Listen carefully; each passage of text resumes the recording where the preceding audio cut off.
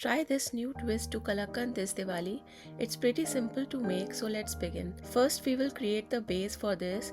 You need to roast some nuts for 5 to 7 minutes on low heat. Then roast some Makahnas in ghee for 5 to 7 minutes until they are crunchy. After they have cooled down, grind them to a fine powder.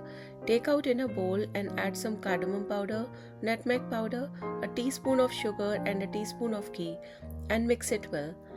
Now the base of the parfait is ready. You will find all the ingredients and the quantity measurements in the description of the video. Next, take your serving cups and add the base mixture we just made into these cups and press it gently using a spoon, or you can also use something which has a flat base to spread it evenly.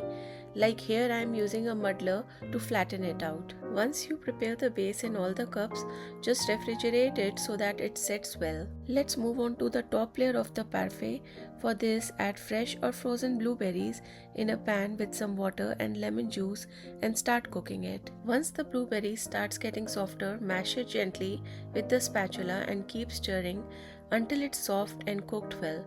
This will take 7 to 8 minutes. Once you see it's soft and mushy, add 2 tablespoons of sugar and continue mixing until the sugar dissolves completely. Then cook this for 3 to 4 minutes. After 3 to 4 minutes, you will see its consistency as thick jammy liquid which coats onto the spatula.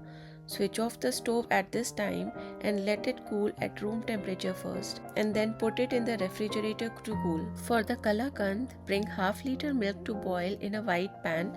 Just keep stirring it continuously so that it doesn't stick to the bottom of the pan, and you can keep taking out cream from the sides and keep mixing it in the milk. Once you see the milk is boiling, add in the crumbled paneer.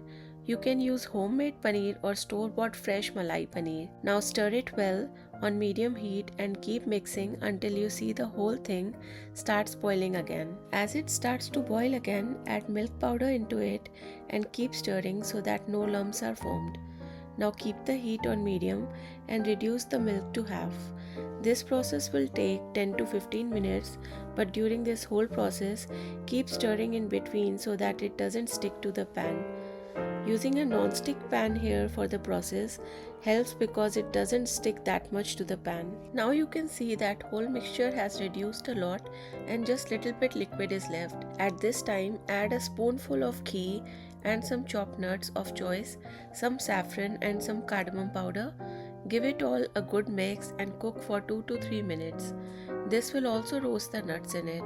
Next I am adding some sweetened condensed milk into it, but you can also add just plain white sugar instead.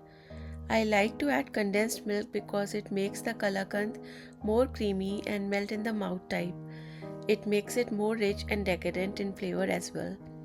But it's up to you to add any sweetener of your choice. Just mix it all well and let it cook for a few more minutes. So the whole mixture after this will be crumbly liquid which is all mixed up well together, and you will see all the oozing bubbles have disappeared in the mixture. That means that kalakand is ready to set. Just one last thing is to add a pinch of salt and a pinch or two of black pepper powder as well.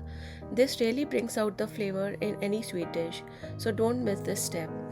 Mix it all well and take it out in a container to cool it down and then refrigerate. Now to assemble and bring the whole dessert together, take the cup with the set base and top it with kalakand mixture. Flatten it a bit with using a small spatula or spoon, so kalakand part will be the thickest layer in this parfait. Then top it with the blueberry jam. I am adding 2 spoons here and leveling it up using a spoon. As you can see here, all 3 layers and their proportion. At the end, garnish it with the way you like. I am using a candied orange slice, some nuts and gold leaf to garnish. Enjoy it chilled. Hope you like this recipe. Do try and let me know in comments.